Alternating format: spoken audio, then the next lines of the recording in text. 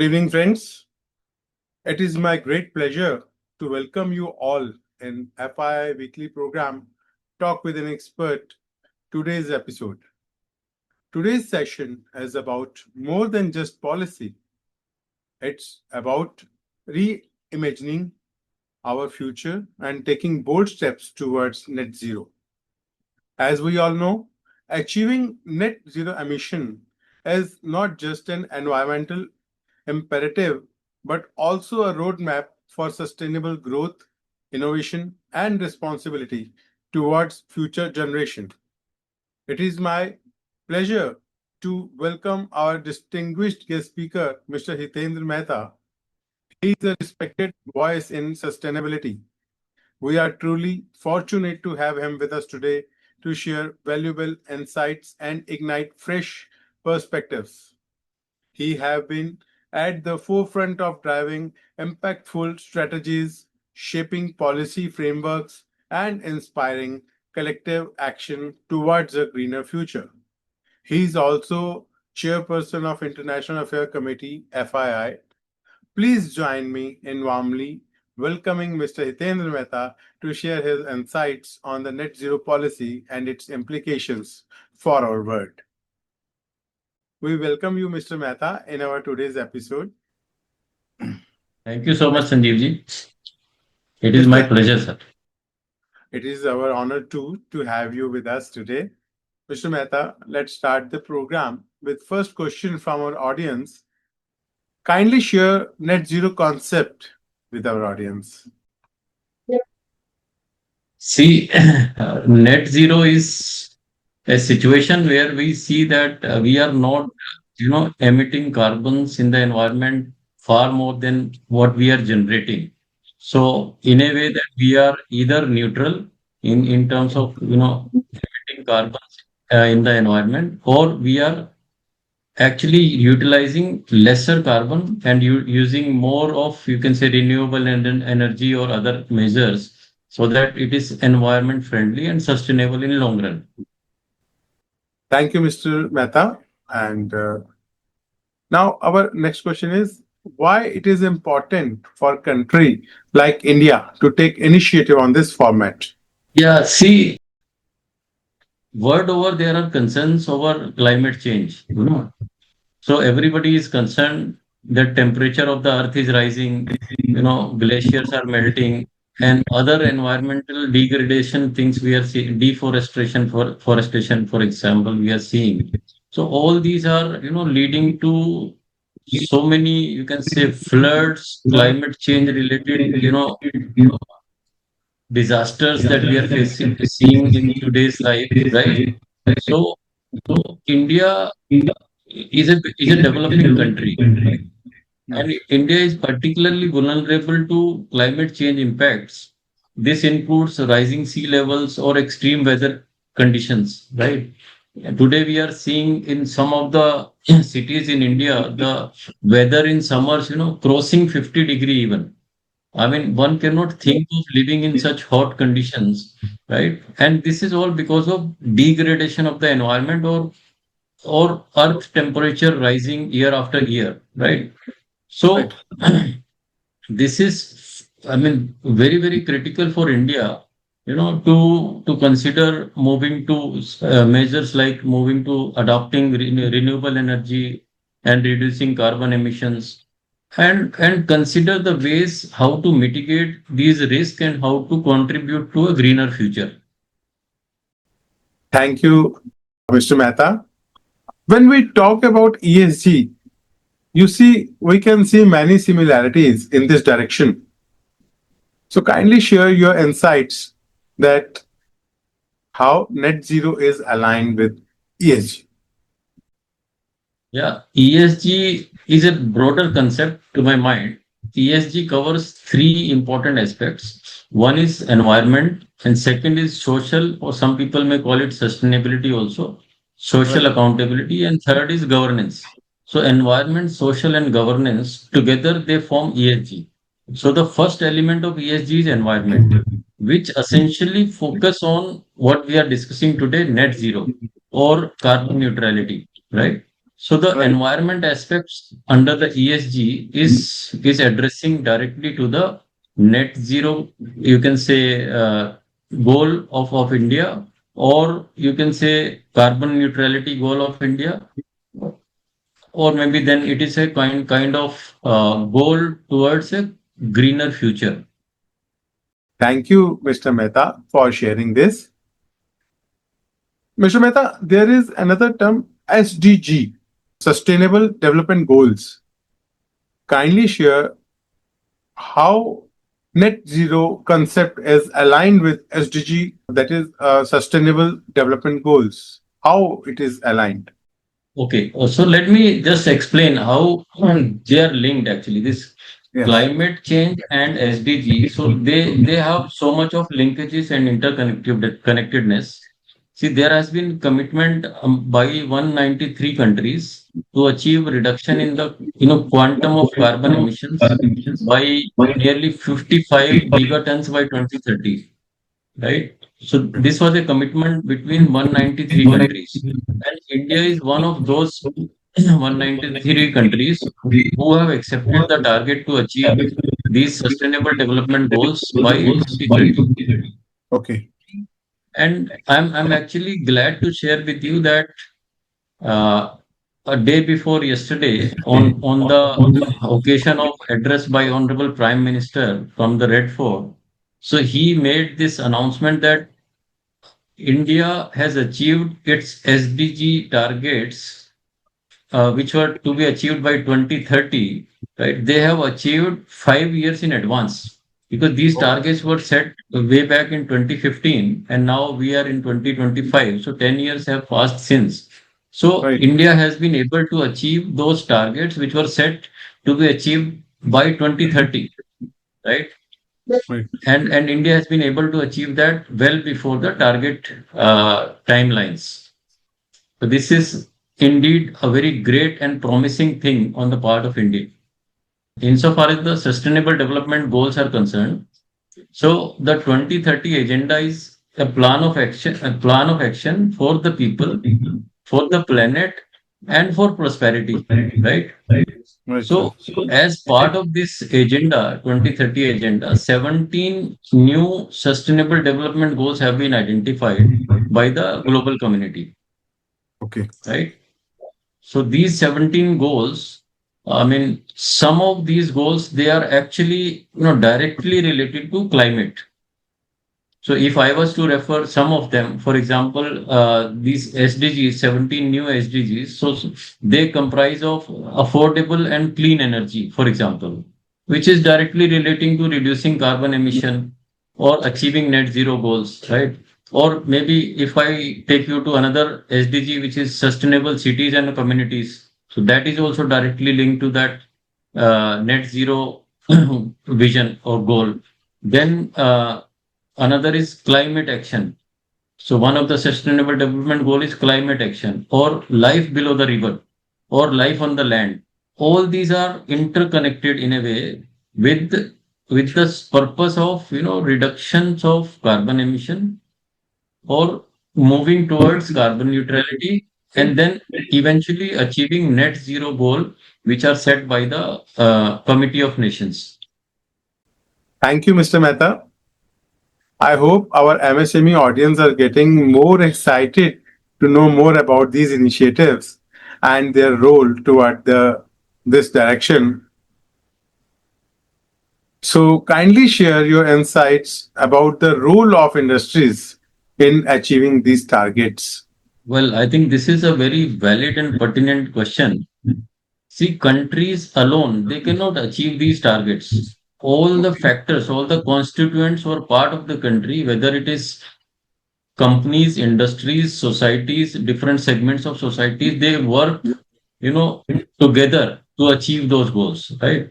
So if Right. I'm an industry and I'm into, say, manufacturing sector, and I'm actually emitting certain pollutants in the environment, although I might have taken certain approvals from the government, from the environment control, pollution control departments, but then it is for me to consider reducing those emissions to the maximum extent possible, right? So if I can reduce, say some air pollution by significant extent by using, green energy or maybe renewable energy, solar energy. So this will be my contribution as a industry. So this will be my contribution Right. in reducing the carbon emission, right? Likewise, if there are certain chemicals used by these industries, right? After using of those chemicals, how do I dispose of that chemicals?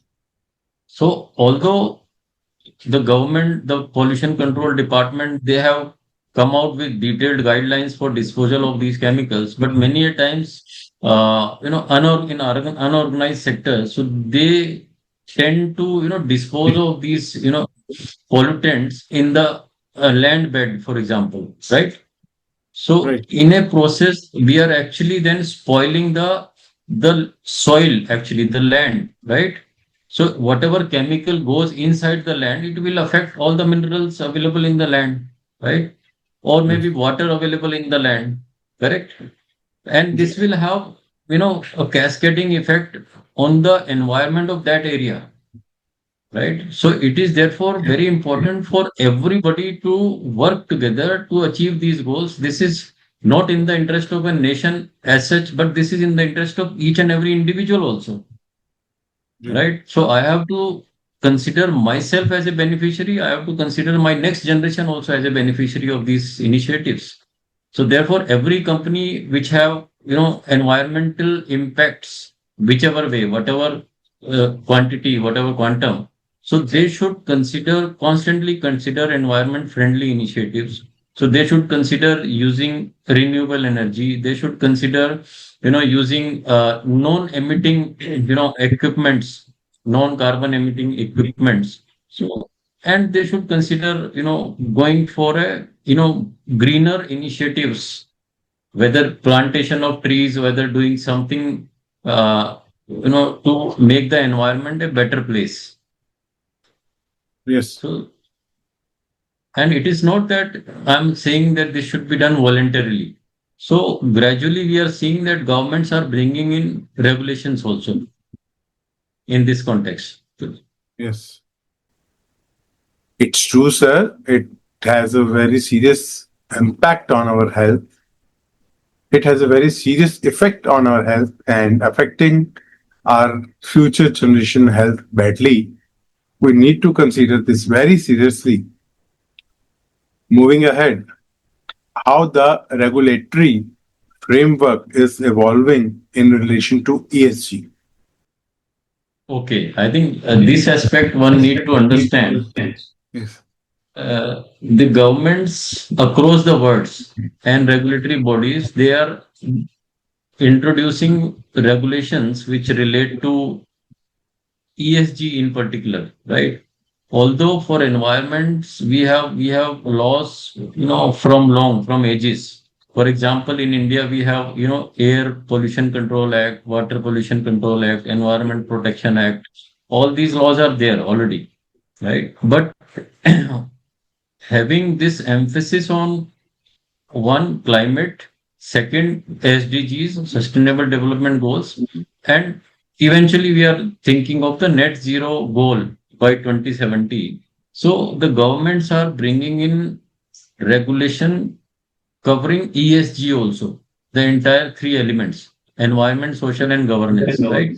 So Right. for this, if I was to share, like insofar the Indian regulatory landscape is concerned, so way back in 2009, the Ministry of Corporate Affairs, so they initially came with a voluntary guideline for corporate social responsibility. So idea of those guidelines was that the corporate should voluntarily contribute, 2% of their net profits for the environment or for the society, for making, environment as a better place, right?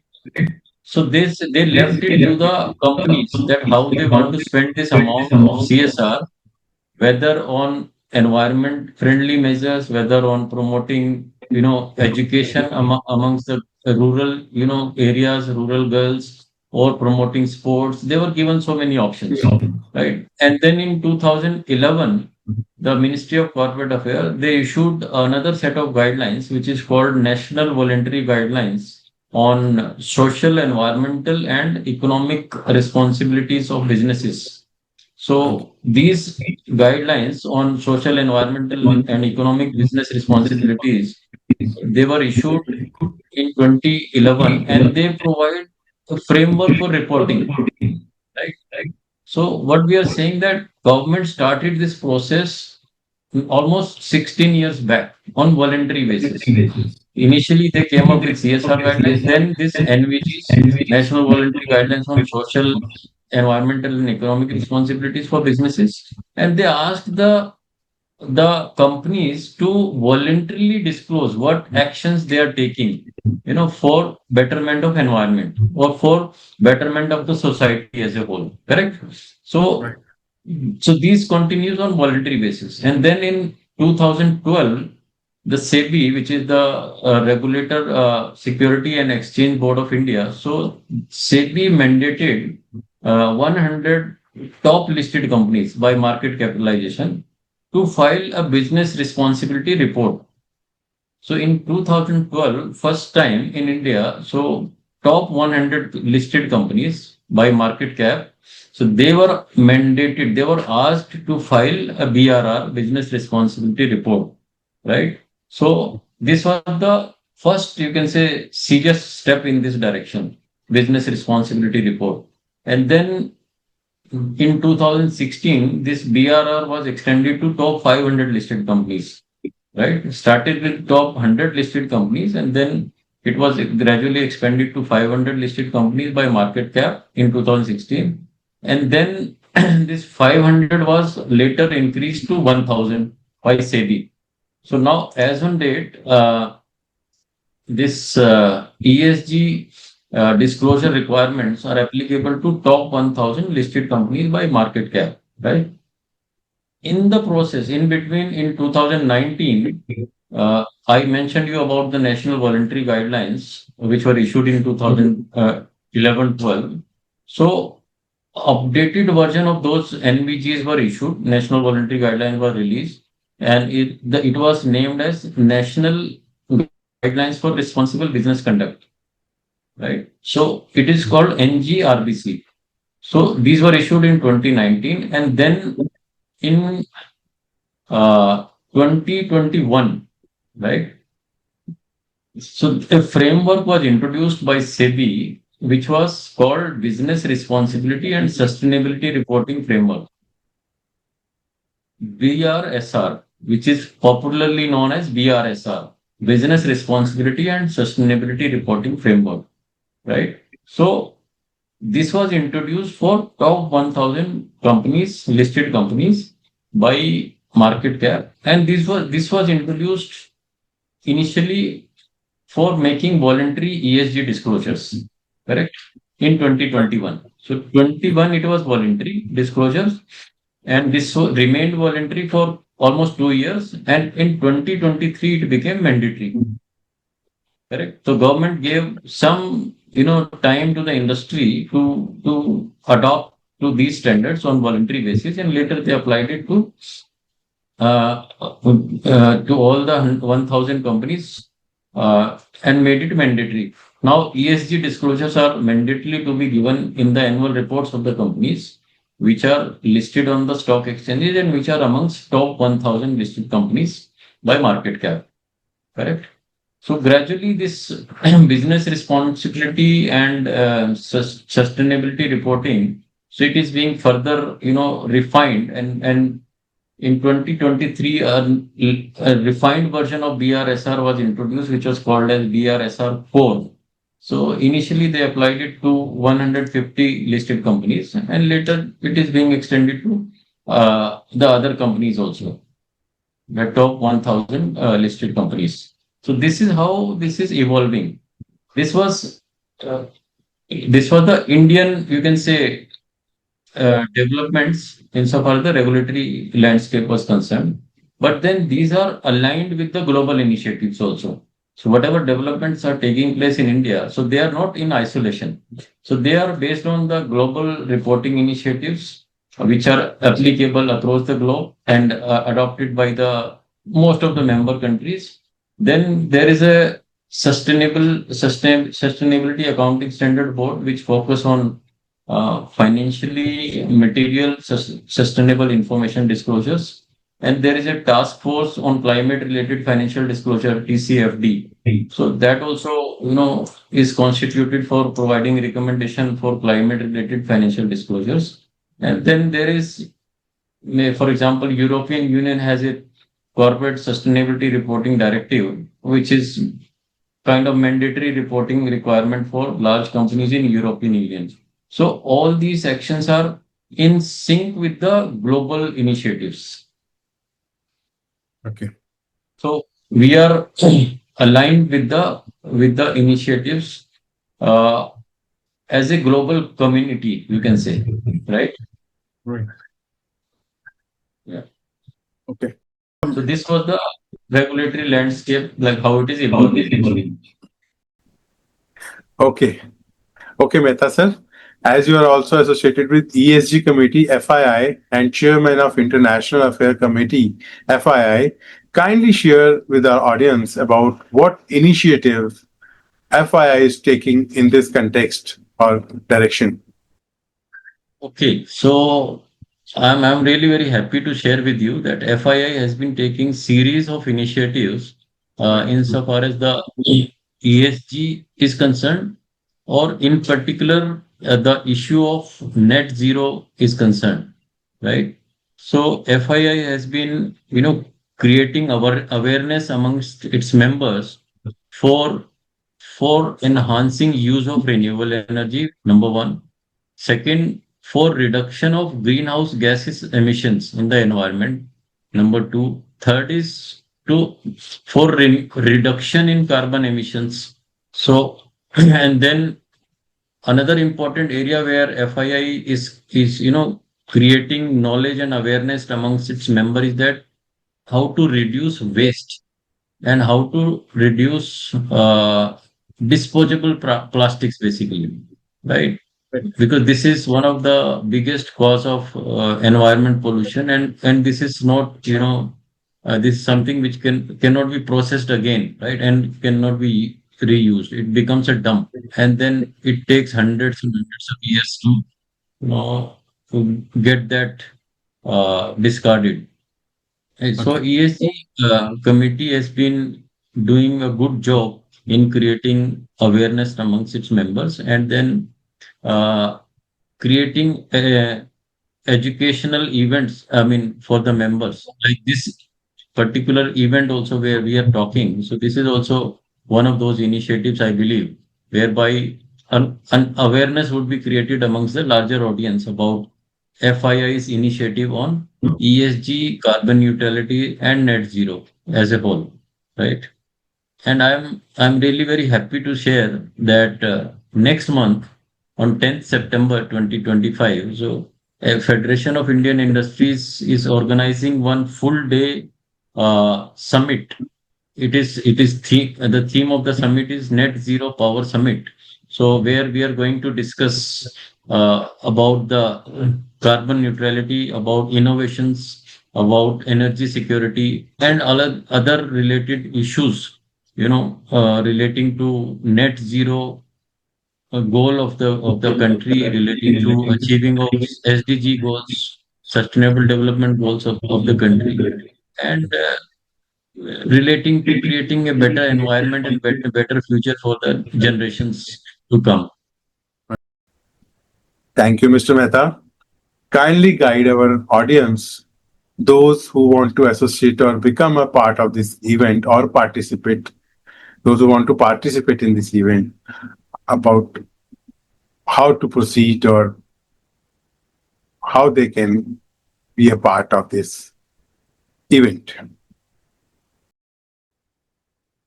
See, the summit on 10th September, which is like Net Zero Power Summit, it is having very rich agenda, right? And it will have experts from different domains, and it will have participation from the government, from the public sector, from private sector organizations, from researchers, from academicians, and all other who are concerned with the subject of environment or ESG as a whole.